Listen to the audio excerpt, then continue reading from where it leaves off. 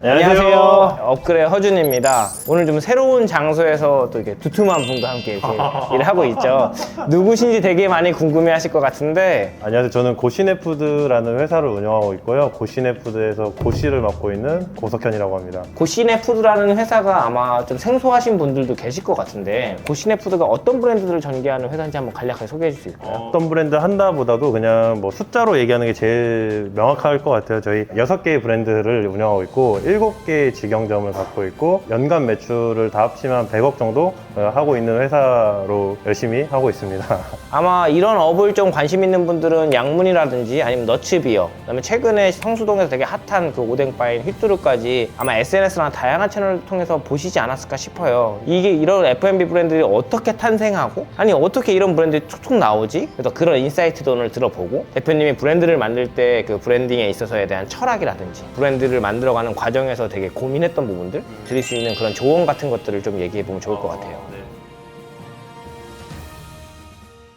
우선은 고시네푸드라는 이름이 왜 정하게 됐는지. 고시네푸드는 되게 속전속결로 하는 느낌도 있어요. 회사 이름이 이게 맞나 싶긴 해요. 요즘에 와서는 우리는 원팀을 외치고 있는데 약간 고시네푸드 하면 왠지 독불장군이 한 명 있을 것 같다라는 생각도 들어가지고 저희 첫 시작이 고시네 고추장찌개로 첫 장사를 시작을 했고, 그걸로 가맹사업을 했었을 때 만들어진 회사가 고시네푸드였는데 그거를 지금까지 유지하고 있습니다. 요 얘기를 해줘도 되게 재밌을 것 같은데, 그럼 사실 고시네 고추장찌개가 생긴 다음에 고시네푸드라는 게 생긴 거잖아요. 이걸 세계관이나 이런 걸 엮으면서 마치 고시네가 있은 다음에 고시네라는 그 세계관의 아카이빙으로 이제 고추장찌개가 생겨, 이렇게 생각하시는 분들이 있더라고요. 근데 어쩌면 사장님은 처음에는 어떤 자영업을 시작해서 이걸 회사화로 규모화한 거잖아요. 이렇게 전환하게 된 이유랑 그래서 왜 나중에 회사를 만들게 됐는지에 대해서. 사실 회사를 차리고 어떤 전략을 가지고 브랜드를 만들어서 식당을 가지고 뭔가 사업을 전개한다는 정말 전략 이상적인 얘기인 것 같아요. 저는 그리고 제가 유복하게 시작을 하진 않고 대출이나 이런 거를 다 땡기고 부족해서 했던 것도 카드론을 써서 창업을 했기 때문에 별다른 전략은 없었어요. 그냥 했었고 하다 보니까 내가 이렇게 해야겠다라는 방향을 잡았던 것 같아요. 확실히 회사가 있다라는 거는, 저는 가맹 사업을 하고 있으니까 누군가한테 잘 올바른 교육을 해줘야 되니까 정확한 팀이 있어야 되더라고요. 현장에 있는 사람들을 별도로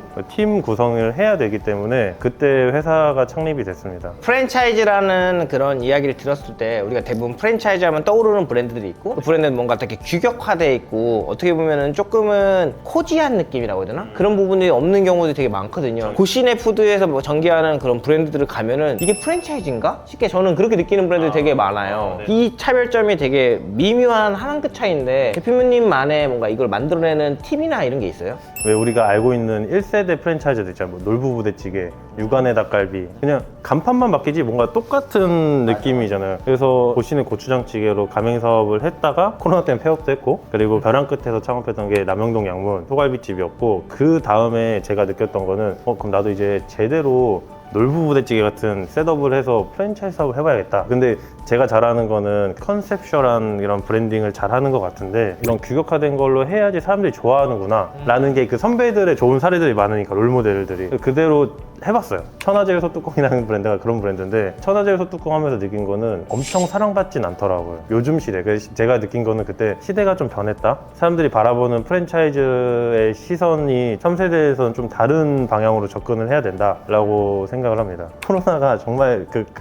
극악으로 했을 때 고시는 고추장찌개만 운영하고 있을 때였는데 정말 잘 됐어요. 정말 잘 되고 한 달 만에 그래도 가맹점도 개설하고 막 이렇게 쭉쭉 잘 나가고, 저는 그래서 그때 팔짝 고친 줄 알았어요.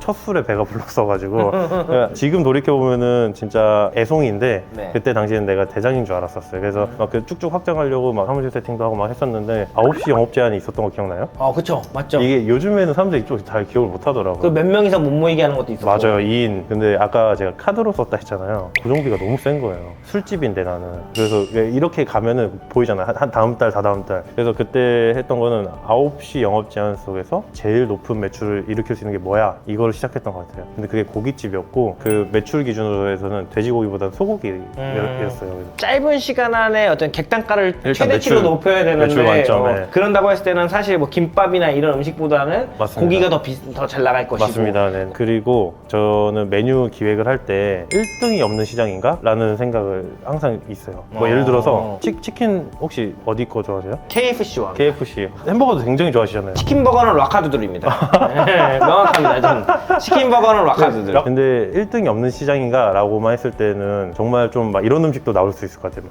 할랄 음식 어때요? 그럼 1등이 없는 시장은 맞잖아요. 맞죠, 맞죠. 지중해 음식 어때? 지중해 음식. 그치, 그치. 그래서 제 메뉴 기획의 기준은 1등이 없는 시장인가인데 여기서 기준이 나예요. 일주일에 2번 이상 먹을 수 있는가를 가지고 메뉴 기획을 하는 것 같아요. 저는 이제 여기까지 온 거예요. 돼지고기보단 소고기고 소고기 중에 1등이 없는 시장을 하고 싶어요. 여기서 양문이 시작이 된 거예요. 그래서 그 중에 소갈비를 하기로 했는데 소갈비 하면 1등이 없긴 하거든요. 떠오르는 브랜드 없죠. 소갈비를 보다 보니까 소갈비 왜 이렇게 비싼 거야? 해서 마장동 가가지고 보니까 손질하기가 좀 빡세요. 그리고 다이아몬드처럼 칼집이 엄청 이쁘게 돼 있어요. 그리고 네모 직사각형으로 이쁘게 나와 있거든요. 이렇게 이쁘게 한다는 거는 다 잘라낸다는 거잖아요. 그럼 내가 이거를 해결하면 되겠네. 난 가성비 있게 주고 싶어. 이걸로 시작했던 것 같아요. 그래서 이쁘지 않게 플레이팅 합니다, 저희는. 왜냐면 고기는 모양이 아니라 원육에 있다라고 저는 생각을 했고, 그래도 손질하다 보면 잔여육, 그 파육들이 나오거든요. 이걸 가지고 해장국을 끓여서 점심에 부가가 매출이 높은 걸 판매도 하고 저녁 손님들한테 기본으로 주기도 하면서 가성비 있는 식당에 대한 전략을, 메뉴 전략을 이렇게 가져갔었어요. 플레이팅 얘기로 갈게요. 저는 양문에서 가장 인상적이었던 거는 사업자들에게 가장 필요한 절세 플랜을 제공합니다.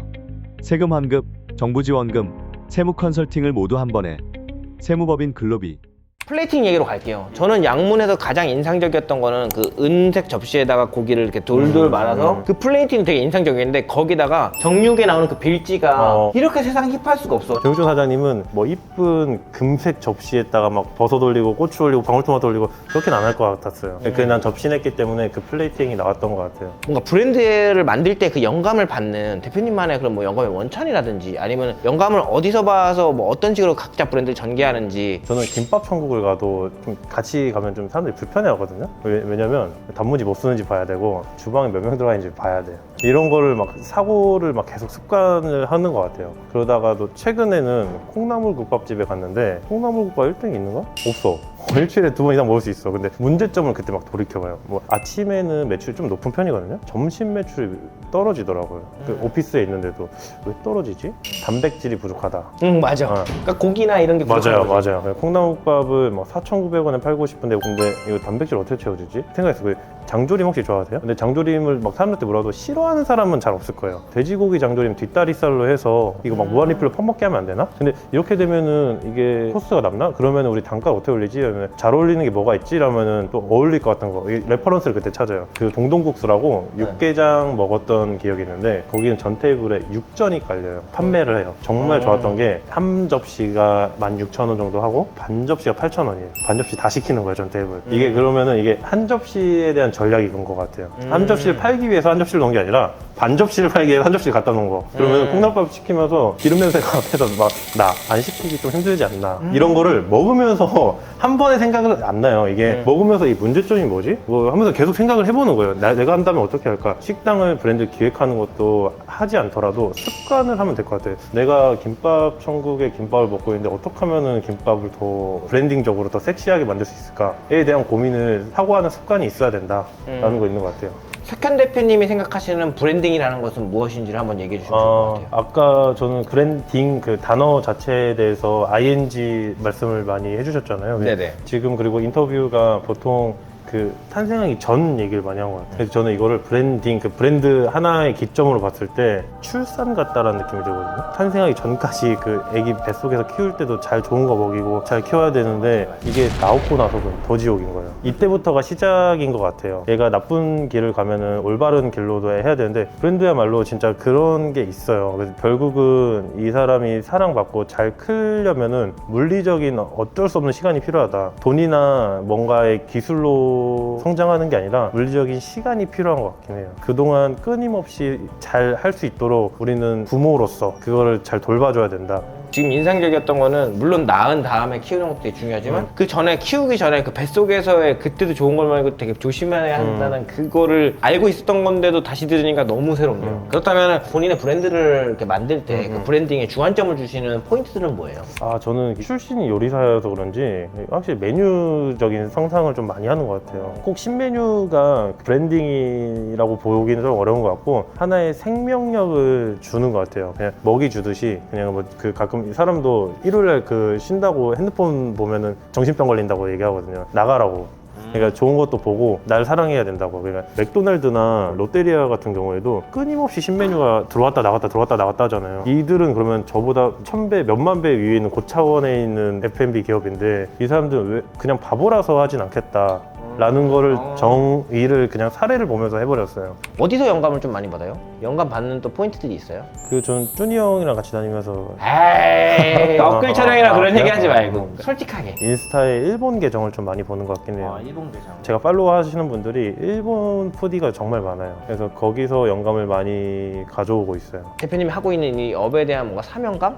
또는 아니면 이 업에 대한 뭔가 가치관이 있을 것 같아요. 저는 정말 근데 천운을 타고난 게 좋아하는 일을 하면서 돈을 벌고 있긴 해요. 저는 음식 먹는 거, 만드는 거, 파는 거, 기획하는 거, 뭐 마케팅하는 거, 브랜딩하는 거 다 너무 사랑해요, 제 일을. 근데 이거는 천운을 타고났기 때문에 가능한 일이고 일반인들은 그건 어려울 거라고 생각을 해요. 경험해 보셔야 돼요. 사실 설거지 해보셔야 되고 이왕이면은 업계 사장님들한테는 죄송하긴 한데 한다고 하고 평생 일할 거라고 하고 알바 취직해 보시고 이게 맞는지 아닌지 이틀, 3일 정도만 최선을 다해서 한번 해보셨으면 좋겠어요. 결국은 실행하는 사람이 이기는 게임인 것 같긴 해요. 이 지금 판이 이게 준비가 다 잘 돼서가 아니라 일단 실행하고 수정 보완하는 정신인 것 같아요. 정신. 그리고 어느 정도 가도기가 분명히 존재를 해야 되는데 실행하는 정신에 있어서 저는 좀 추진력이라고 표현하면 좀 더 빠른 것 같긴 해요. 될까 말까 하는 가설들을 좋아하진 않아요. 그리고 실행하기 딱 하면은 그때는 뒤도 보면 안 되는 것 같아요. 이거 왜 이렇게 실행했을까 이런 건 안 하고 잘 되는 이유랑 생각들만 계속 해야 되는 것 같아요.